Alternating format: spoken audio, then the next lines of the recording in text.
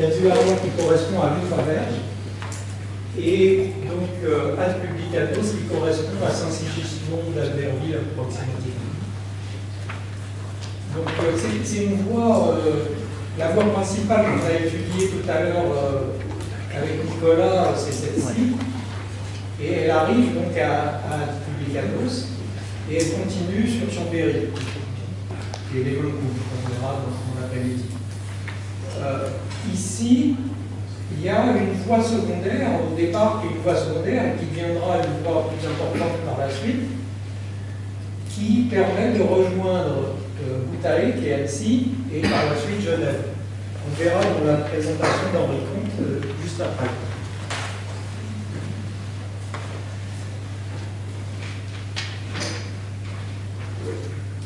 Alors, moi j'ai travaillé d'une autre façon. Je n'ai pas encore toutes les techniques de Nicolas. Donc, moi j'ai travaillé sur ce tronçon d'abord sur les limites celtes. C'est-à-dire, il faut comprendre la particularité de ce tracé, c'est qu'il se trouve à la limite entre deux peuplades de l'époque, deux peuplades celtes.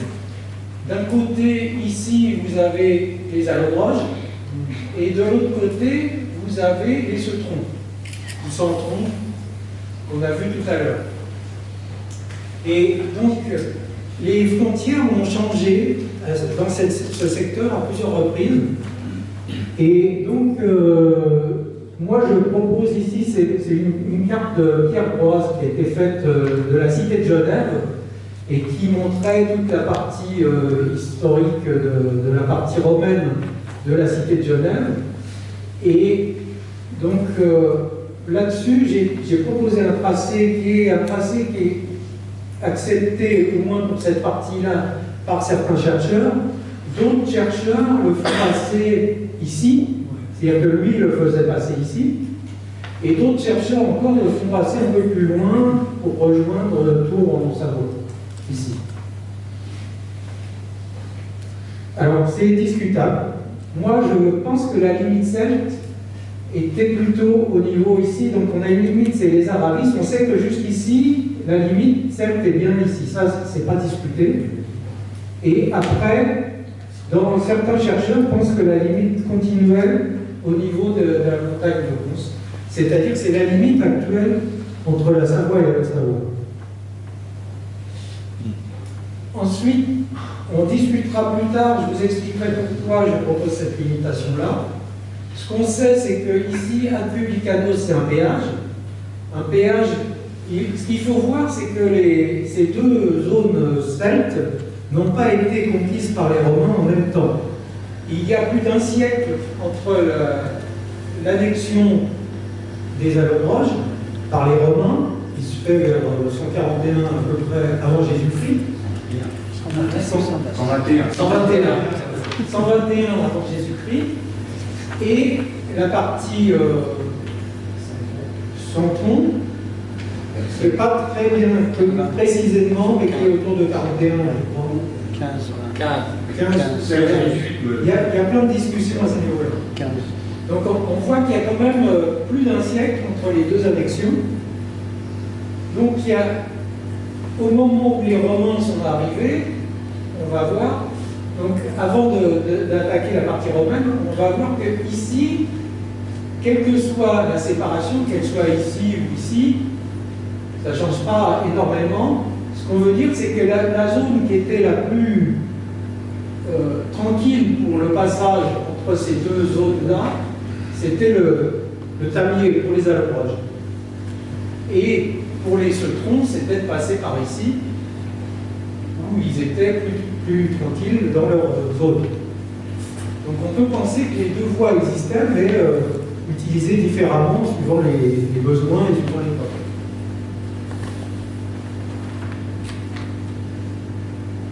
Pour la période romaine, donc certains chercheurs proposent une séparation à ce niveau-là. Je n'ai pas les détails sur quoi ils se reposent pour faire ça. Il y en a beaucoup qui disent que Ad Publicanos, au départ, ça correspondait à Conflans, et on est revenu dessus. Maintenant, les chercheurs le mettent plutôt au niveau de Saint-Sigismond, et bien sûr du pont. Donc là, tout dépend de à quelle date ce péage a été mis en place par les Romains. Est-ce qu'il a été mis en place dès l'annexion des Allobroges? Donc on peut penser qu'il est plutôt dans la zone allobrogienne. C'est pour ça qu'ils ont fait passer la frontière ici, pour dire que toute cette zone-là était allobroge. Mais moi j'ai des doutes sur cette conclusion. On verra pourquoi après. Et donc quand les Romains sont arrivés, ils ont probablement annexé la partie qui est ici, où effectivement on trouve beaucoup d'éléments romains et surtout des inscriptions de tombes avec des gentilisques qui font référence à la partie des gentilisques utilisés par les Allobroges, qui est différente des gentilisques qui sont utilisés par les Sotho. Donc, moi j'ai des doutes sur cette partie-là, je n'ai pas trouvé de preuves suffisantes pour dire que ça c'était vraiment annexé. Pour moi, la séparation c'était l'Arlie ici, et peut-être la partie du Gine était peut-être annexée aussi, au moment de l'arrivée des Romains. Mais avant les Romains, la séparation devait se trouver ici. Il faut savoir qu'il n'y a pas de frontière nette, c'était des marges. C'est-à-dire que c'était une zone, un no man's land entre les deux contrées, et il n'y avait pas une frontière, c'était pas précisément le haut de la montagne, ça pouvait être le bas, ça pouvait être. C'était des zones de marge où on n'allait pas, et où les conflits pouvaient se générer.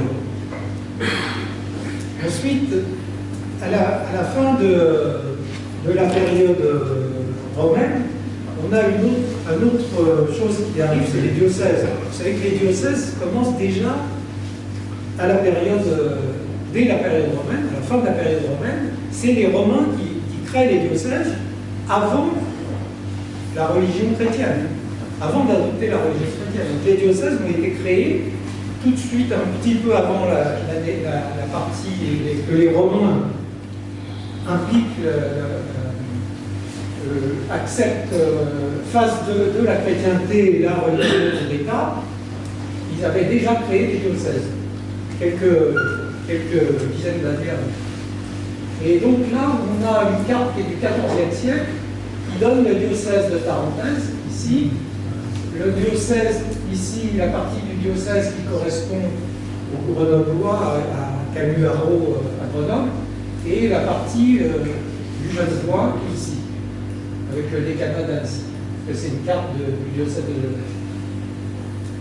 Il y a eu des modifications ici importantes entre cette carte et le diocèse romain tel qu'il devait être. On n'a pas de...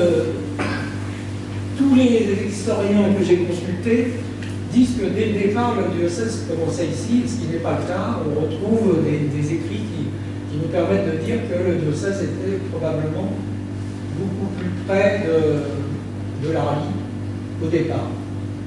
Et on voit ici, Ugine fait partie du diocèse de Genève sur cette carte. Donc il y a eu des modifications à ce niveau-là.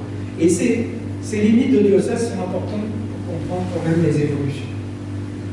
De chaque côté du col du Calvaire, on a d'un côté Cajuaria, on voit ici, avec ses ruines romaines, avec là, ici, un lieu de culte important qui a été trouvé, probablement un grand bâtiment, ils n'ont pas encore établi exactement ce que c'était, mais on pense que ça pourrait être près d'un forum, et en tout cas, avec une allée ici consacrée à différents dieux. Et le village était concentré sur cette partie de View, donc très à l'écart de Faverges actuelle. Et on a un peu plus loin qui se trouve à peu près ici par rapport à cette carte-là, on a la villa du Tevet qui était à l'écart du village et qui se trouvait proche de la voie du Moyen-Âge. Donc ici on a la voie du Moyen-Âge qui passait ici. On verra plus loin en détail cette zone. On a ici, ce qui est important aussi pour comprendre les voies, c'est l'évolution du cours de la chaise. Donc on a ici, on voit toute la zone de remblai de la chaise qui prend toute la plaine et arrosée par les remblais de la chaise. On a ici, donc, on voit que cette zone-là était probablement assez marécageuse à l'époque romaine, et probablement, ici on a une carte du 19e siècle qui montre qu'il pouvait y avoir plusieurs bras au niveau de la chaise, un bras qui passait sous Marlan et un bras qui passait sous Cons. Et probablement entre les deux, une zone marécageuse importante, qui variait bien sûr en fonction de la saison. Là, c'est la voie récente du 19e siècle qui passe en travers, mais pour la période moyenâgeuse, la voie repassait par Cons et traversait pour aller sur Marlan.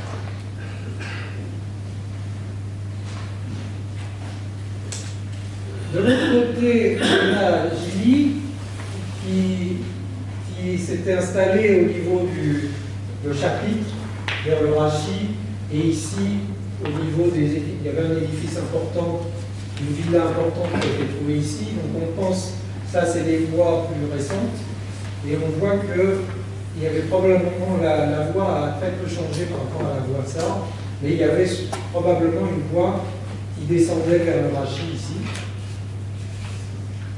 On pense qu'il y avait un portus au niveau de Gilly, c'est-à-dire que les Romains utilisaient l'Isère pour transporter les matériaux. Et ici, donc, on a Conflans, et la zone... Oui, c'est vrai qu'on n'entend pas forcément bien.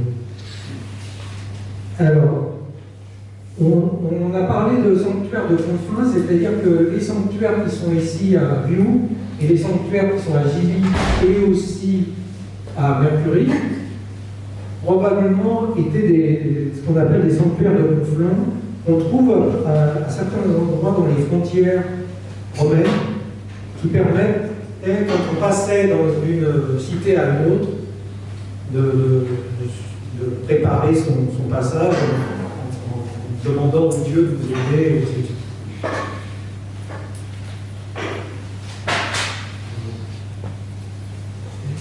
Donc on va voir ici le tracé de la voie par Ugine.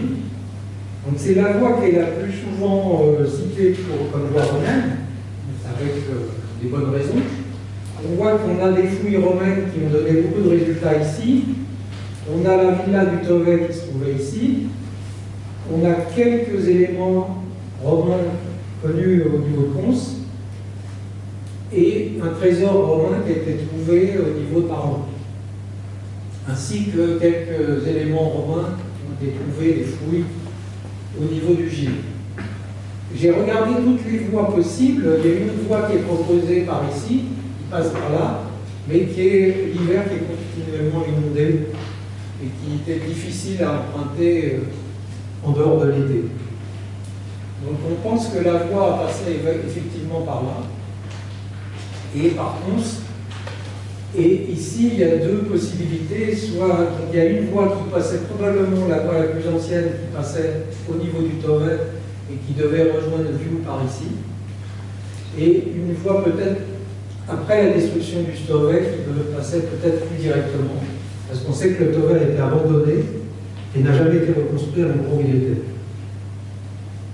Mais on sait que la voie du Moyen-Âge après passait par là. On a des raccordements qui pouvaient se faire comme ça avec un chemin des Romains qui est donné ici. Et donc une voie qui pouvait aller sur Cons et une voie qui pouvait aller sur Vioux.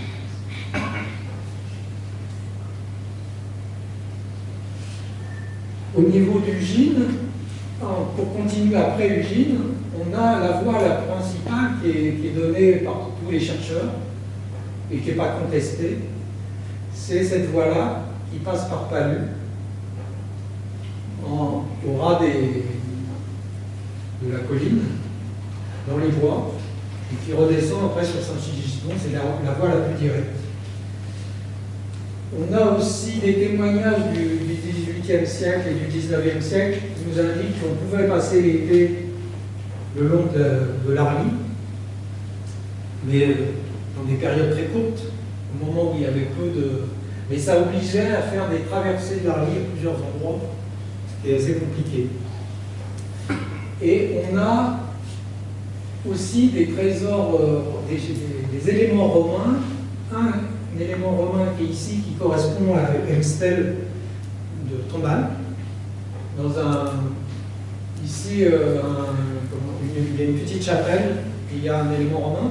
Et on a un témoignage d'époque qui nous dit qu'à l'origine, il y avait plusieurs stèles autour de la chapelle. Et il n'y en a qu'une qui a été conservée. Un témoignage du 19e siècle. On a aussi un élément romain ici qui fait référence, pas directement à Publicanus, mais qui fait référence au 40e des Gaules. C'est un cartouche qui explique que c'est un esclave romain qui travaille pour le 40e des Gaules qui a mis en place cette stèle. Ça ne nous dit pas que cette stèle était là. Beaucoup de chercheurs indiquent que ces éléments qui étaient en haut ont dû être remontés au Moyen-Âge. Voilà. Mais quand on a plusieurs. Quand on nous dit qu'il y avait plusieurs stèles à un endroit, il y a peu de chances que c'était remonté au Moyen-Âge. Et ici, on ne s'explique pas, je vous montrerai pourquoi ça peut avoir une importance, pourquoi il y a ces stèles à cet endroit-là. Donc, il y a d'autres choses, c'est qu'ici, on a une colline très importante qui correspond à Châteauvieux. Châteauvieux, c'est l'ancien château de Chevron à l'origine, et qui a été détruit au XIVe siècle lors de combats avec le Faucigny, et qui n'a jamais été reconstruit, qui est ruiné sur place, et qui se trouve à cet endroit-là. C'est une colline très importante, très imposante, et se trouve juste au-dessus de ce point Sigissus. On verra après, on en parlera à la fin de ma présentation. Donc, moi j'ai étudié est-ce qu'il y avait des voies possibles qui ne passaient pas par Talus au début du tracé. Et donc on a une voie possible par Agoda, qui pouvait soit descendre par Tédézol, mais je ne crois pas trop, soit remonter ou passer ici par Marteau pour redescendre après directement. Il n'y a pas de trace en dehors des vestiges romains qui nous confirment cela. Il faudrait voir justement peut-être des études de la masse ou des choses comme ça pour voir s'il y a des exemples plus probants.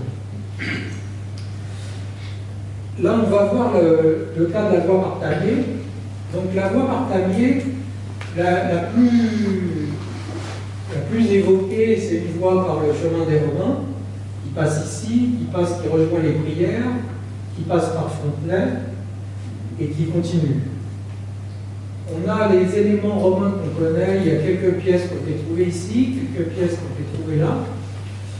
Des tombes qui ont été localisées ici, à Verchères, on n'a pas l'endroit exact, on ne sait pas où. Des tuiles romaines, des téléculae qui ont été trouvées ici, mais on ne sait pas si elles sont vraiment d'où elles viennent. Et on a ici des fouilles qui ont été, c'est à Neuvillard, je crois, où on a trouvé des vestiges, quelques vestiges romains. Donc on voit qu'il y a deux possibilités, il y a une voie qui pouvait passer par là et une voie qui pouvait passer par ici. On n'a aucun autre élément sur cette voie qui pourrait la confirmer. On passerait par cette nef éventuellement, mais on n'a aucun élément qui la confirme. Pour l'instant, je reste sur la voie classique proposée par les chercheurs, mais on ne doit pas exclure une voie secondaire ici. C'est une voie qui a été plus utilisée au Moyen-Âge ici qu'avant. On a un autre élément quand même sur cette voie, c'est au niveau de Fontenay. Sur les cartes du 19e siècle, on a un élément qui nous parle du pré du Rémin. Il y a plusieurs cartes qui parlent du pré du Rémin au niveau de Fontenay. J'ai trouvé aucune information sur ce pré du Rémin en dehors de ces cartes.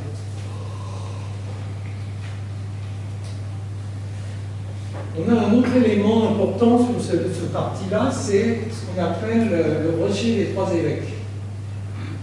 On verra pourquoi. C'est un rocher énorme qui est en dehors de la voie, qui se trouve à peu près ici, et qui ne peut pas y avoir de gravure dessus parce que c'est une pierre qui se délite, qui fusent en permanence, donc il n'y a pas de possibilité de trouver des gravures. Mais de tout temps, elle est connue comme étant le rocher des Trois Évêques et la borne des Trois Évêques. Elle a quand même une importance, c'est qu'elle correspond à peu près à la séparation entre le Genevois et la partie de Grenoble, de Pularo, au moment de la création des deux zones, quand la Viennois a été séparée en deux, avec d'un côté le Genevois et de l'autre côté, et elle correspond actuellement à la séparation entre la Savoie et la Haute-Savoie. Le rocher des Trois Évêques, il y en a plein d'exemples en Bourgogne, en Suisse, ailleurs, où ces rochers, ce qui s'appelle rocher des Trois Évêques, servent de frontière, sont des marques de frontière avec soit parfois des dolmens, parfois des rochers, des pierres, des fois même des montagnes, des rochers des Trois Évêques. Et ça nous indique quand même qu'à un moment donné, les Trois Évêques pouvaient se rencontrer à cet endroit-là.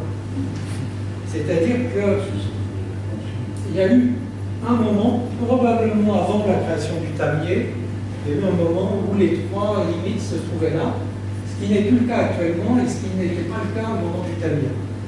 Puisque cette zone-là a été annexée par la Tarentaise, par le diocèse de Tarentaise, au moment de la création du tamier. Donc il y avait probablement, à la période juste à cette période-là, une limite des trois évêchés qui passaient par là. J'accélère un peu. Ici, on a l'arrivée du tamier. Donc ici, on a la voie classique qui est proposée par tous les chercheurs, qui passe par Plancherine, par une majorité de chercheurs. On sait qu'on a des zones où il y avait des vestiges romains à Mercury, ici au niveau des Diés, ici au niveau de Gilly, plus bas, ici au niveau de Saint-Sigismond et au niveau du pont. Le passage du pont se faisait à peu près par là, à l'époque, romaine. Et on a ce fameux château vieux qui est ici. On va voir pourquoi ça a une importance. Et moi, j'ai proposé une voie alternative. Et ici, on a une voie qui existait avant la route moderne, une voie du début du 19e siècle, qui passe ici en orange et qui pouvait passer pour rejoindre Mercury ici. Ça, moi, je propose ça. Il y en a d'autres qui proposent cette voie-là ici, sur l'accordement-là. Les deux sont proposés. Et moi, j'ai un certain intérêt pour cette partie-là. Ce qui ferait que la voie potentielle serait plutôt ici, avec possiblement des routes qui vont vers Alonda, en passant par ici, il y a une voie vers Alonda.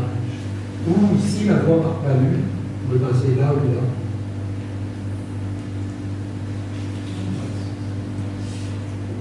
Alors pourquoi Châteauvieux a cette importance? C'est que Châteauvieux, au moment de l'annexion du tamier, il s'appelait Caprea-Dunum. Caprea-Dunum, c'est la chèvre, c'est le dunum de la chèvre, c'est un nom celte qui laisserait penser que c'est une colline nommée à l'époque celte, qui a été romanisée par la suite, et qui laisse penser qu'il y avait sur cette colline peut-être un dunum. Un dunum, c'est un village celte, un village fortifié celte. On a ici le Lidar. On voit sur le Lidar qu'on a une petite colline qui correspond à une des tours du château. Et on a ici une autre colline avec une autre tour de château. Il y avait des fortifications. On peut voir les traces de ces fortifications. On a l'état actuel du terrain. On a une grande partie qui est boisée. On a encore des ruines sur place. Le château est encore... il en reste plus beaucoup, mais il y a quelques ruines de tours qui existent. Il n'a jamais été fouillé réellement. Il y a eu quelques recherches probablement au XIXe siècle. On sait qu'il y a une pièce romaine au moins qui a été trouvée dans le secteur. Et les gens du XIXe siècle le qualifiaient comme étant pouvant avoir des restes romains du Celte. Ce lieu est vraiment idéal pour défendre toute cette vallée. et il l'a été au Moyen-Âge, et il permettait probablement de faire un renfort de troupes par une tour ou autre chose à cet endroit-là pour défendre la frontière entre les Ceutrons et les Romains, et par la suite défendre ce carrefour. Il a peut-être été abandonné par la suite, mais il y a une possibilité. Et la référence à Ad-Tour, qui est faite sur la stèle d'Alanda, pourrait faire référence à ce lieu.